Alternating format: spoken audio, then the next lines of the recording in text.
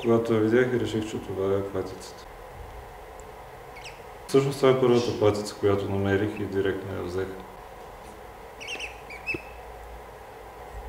Ами защото тя трябваше да бъде част от моята медея.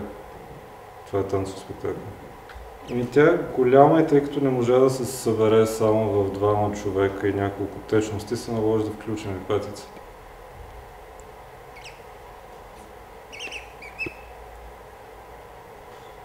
Двамата души са скулптора Никола Борисов и младата танцорка Мирослава Захова. Ами трудно. Да раздвижиш едно тяло на 40 години, което не се е движило никога. Добре, вече съм целият мокър, което е чудесно. В Червената къща, на фестивала за свободен театър. Акт. Фестивал за свободен театър. 14 18 ноември. София. Заповядайте. Заповядайте.